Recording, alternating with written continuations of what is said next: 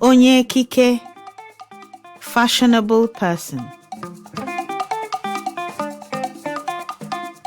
Ndewo. This is Yvonne Choma Mbanefo and welcome to Learn Igbo. The lesson for today is titled Onye Ekike, fashionable person. And it's about a man that likes or dressing fashionably. But before we start, we're going to look at 5 key words we will learn from this lesson. And these words are Ekike. Ekike. Ekike means outfits, attire, or dressing. Ekike. Ọ zụtara ekike ọhụụ. He bought a new outfit. Ịkpachapụ anya. Ịkpachapụ anya. To be careful. Ịkpachapụ anya. To be careful. Kpachara anya gị. Be careful. Ịkpata ego. Ịkpata ego.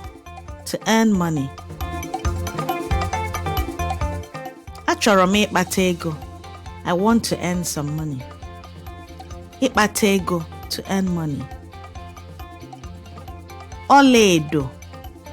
Gold. Ọlaedo. Gold. Iyeri ntị m bụ ọlaedo. My earrings are gold. Okpu. Okpu. Hat. Okpu. Hat.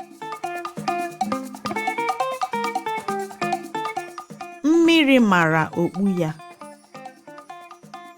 Rain fell on his hat. Okpu. Hat. Ready? Let's begin. Ka anyị bido.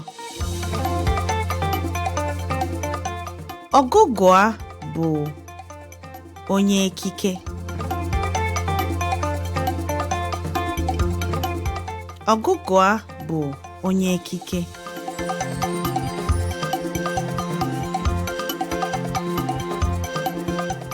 Ọ naghị eji uwe na ekike ya egwu egwu.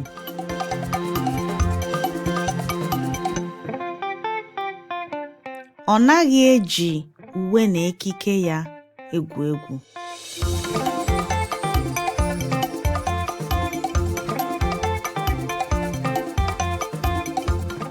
Ọ na-akpachapụrụ anya ma ọ na-azụta uwe. Ọ na-akpachapụrụ anya ma ọ na-azụta uwe.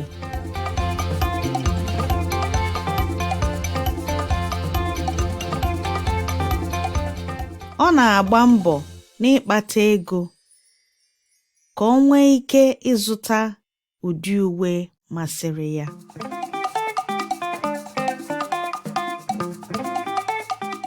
Ọ na-agba mbọ n'ịkpata ego ka o nwee ike ịzụta ụdị uwe masịrị ya.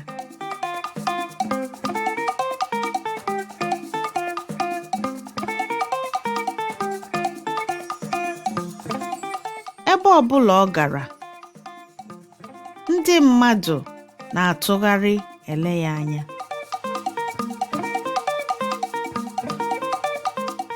Ebe ọbụla ọ gara, ndị mmadụ na-atụgharị ele ya anya.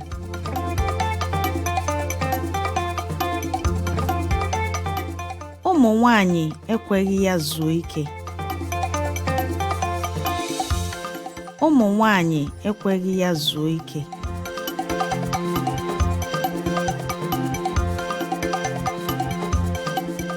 Mana ọ bụghị maka ụmụ nwanyị ka o ji eke ezigbo ekike.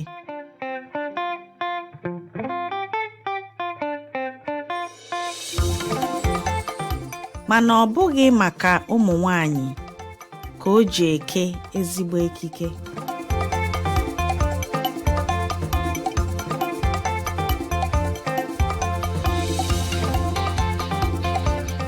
Ike ezigbo ekike na-enye ya nnukwu obi aṅụrị.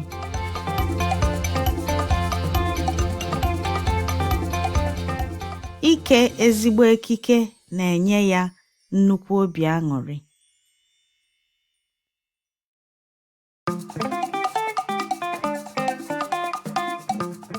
Mmadụ niile nwere ihe na-eri ego ha.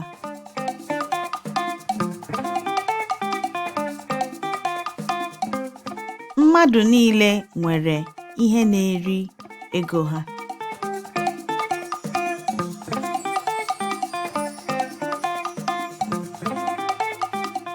Ụfọdụ bụ uwe,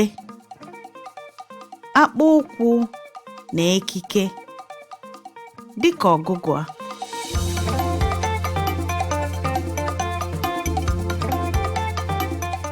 Ụfọdụ bụ uwe, akpụ ụkwụ na ekike, dịka ọgụgụ a.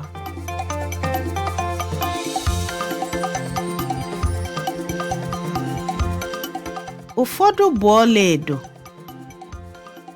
ụfọdụ bụrụ wigi. Ụfọdụ bụ ọla edo, ụfọdụ bụrụ wigi.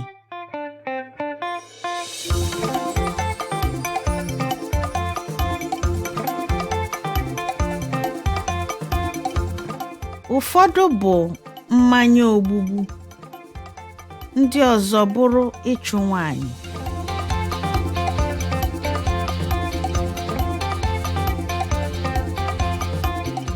Ụfọdụ bụ mmanya ogbugbu, ndị ọzọ bụrụ ịchụ nwanyị.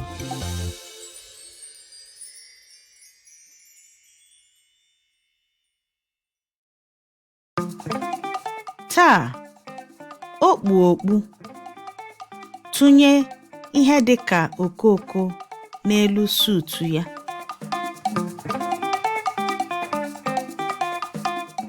Taa, o kpu okpu, tụnye ihe dị ka okoko n'elu suutu ya.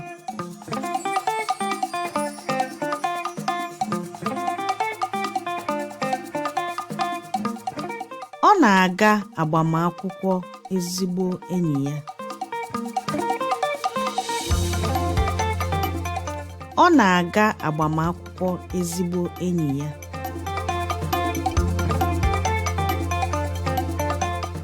And so the words we've learnt in this lesson are Ekike, Ekike, outfits, attire or dressing. Ịkpachapụ anya, to be careful. Ịkpachapụ anya, to be careful. Ịkpata ego, ịkpata ego, to earn money. Ịkpata ego, to earn money. Ọla edo, gold. Ọla edo, gold. Okpu, okpu, hat. In conclusion, always remember that practice makes perfect, and that each effort you make brings you closer to your Igbo language and culture learning goals. Ka o mesịa, see you on the next lesson.